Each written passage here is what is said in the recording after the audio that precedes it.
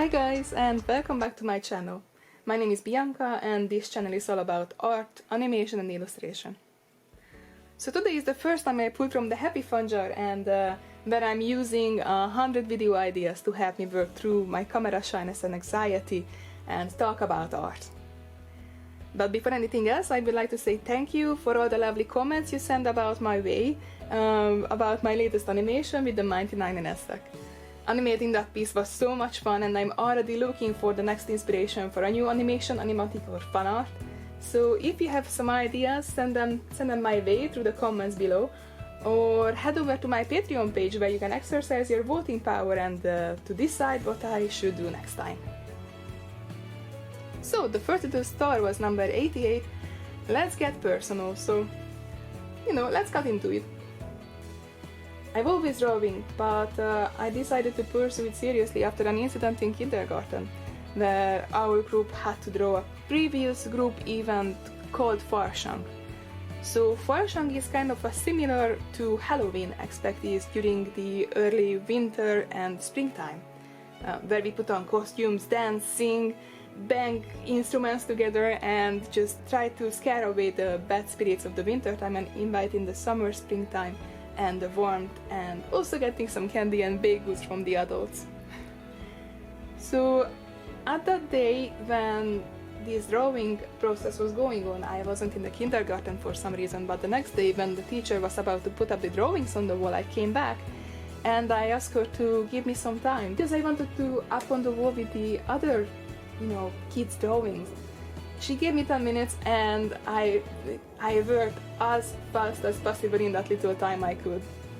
Later during the day I went out to the hall to look at the wall and see my work with the others, but it wasn't there, so I went to the teacher and asked her what happened, and she showed me my drawing and said that the figures looked so drunk, they looked like drunk clowns, and she didn't want to put it on because she thought it would bring down the whole overall quality of the other drawings, and also my drawing would look so much worse along with the others. So yeah, then she gently stroked my hair and ushered me back to the playroom. I was probably 5 or 6 years old at the time, so I wasn't taking it very well. This was obviously a blow to my ego, and after crying to myself a little and trying to deal with this, I picked up the pencil and started drawing during the time the others went to sleep after lunchtime. Later during that year, during the fall, I won the citywide kindergarten drawing contest. And that's when I learned that spite is the greatest motivator of all time. It was very educational, and after that I found art everywhere around me. I used to go on fishing trips with my dad, so one time there was this huge fallen tree next to our tent. It was a really big one, a really old, really big one with its roots like half buried in the sand, half going everywhere around us, and it looked like, for my 6-7-year-old self, like a giant washed up octopus on the seashore. So by the end of the day, that little lake was covered in tiny little octopus scribbles everywhere.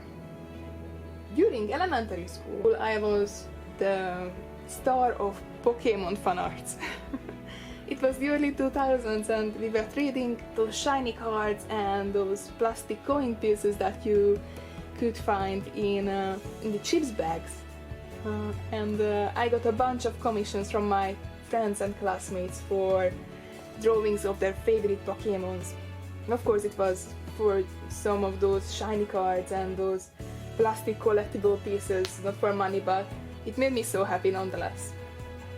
I even joined the school's arts group, but having an art teacher haven't really worked out for me for a long time. I struggled a lot, especially with the techniques I wasn't really grasping, like figure drawing with charcoal. That actually went in the Happy Fun bar as another art form of facing my art fears, drawing something with charcoal. So that will be fun. Using that material still gives me anxiety because of the bad memories I had during high school.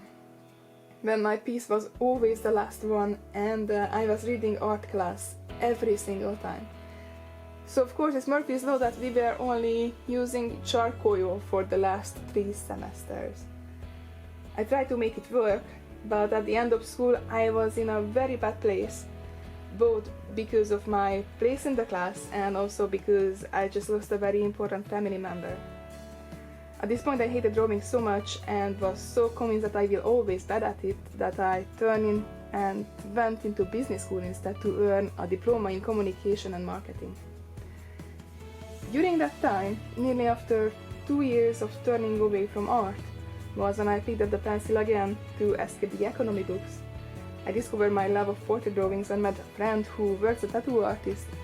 She was so cool and passionate about it that it made me think maybe I would love to do that too. I moved to Scotland in 2014 to work in a hotel. It was a really challenging time with lots of cold showers, bad food and going on very little sleep, working from 7:30 in the morning until almost midnight and trying to build a portfolio in every single minute I could squeeze in. I worked a lot with color pencils, which is still one of my favorite medium to date. Maybe I will show you some of them in my next videos. After a year I continued to Malta trying to find my place and managing to find work at a small pub and a tattoo studio. It was an interesting time of my life where I got to be friends with some homeless people, running the bar by myself most days and doing apprenticeship in the tattoo studio on other days. But after a while I realized that this road wasn't leading anywhere there in Malta and I called my best friend's brother who lived in the Netherlands if I could move in with them. But of course my first job had nothing to do with art here in the Netherlands and more with stacking plastic boxes full of chicken bits in a factory. After some time I was able to move and find another job in a restaurant and a part-time job in a tattoo studio again, where I continued to be until the pandemic hit. It was a somewhat good timing, at least for me in that way, because I was struggling with the realization that the tattooing business just really wasn't for me for various reasons. I realized I enjoyed drawing and the designing part much more than the actual tattooing process. And during that year I went back to school to learn animation and character design. I wish I had made this decision sooner, since I've been taking lessons from an online learning program from Aaron Blaze's site creatureapteacher.com at that point. So during the pandemic I learned animation with CG Spectrum, College of Digital Art and Animation. It was a good program, but after finishing it I spent another year practicing as much as I could, trying to bring my skill set up to the level other artists who spend multiple years in art school have. I learned a lot from books, online videos, and as you can see, it's still an ongoing process. These days I spend my days expanding my portfolio and skill set, learning new programs, and spending my applications to different studios and just starting my business as a freelance illustrator and animator.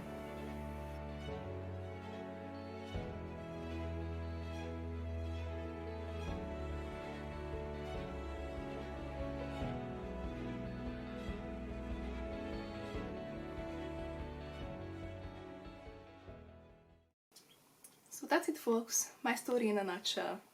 Obviously I left out some things for the sake of brevity and levity, but you know, the story is kind of the same.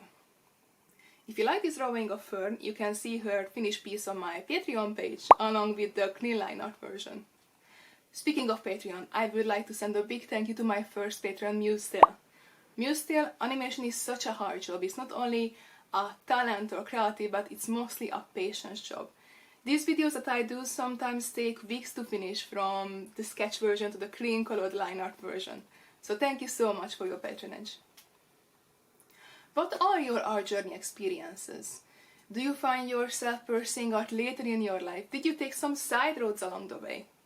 Please, if you like this video, do a like and subscribe and share your thoughts in the comments below. And I will see you next time. Bye!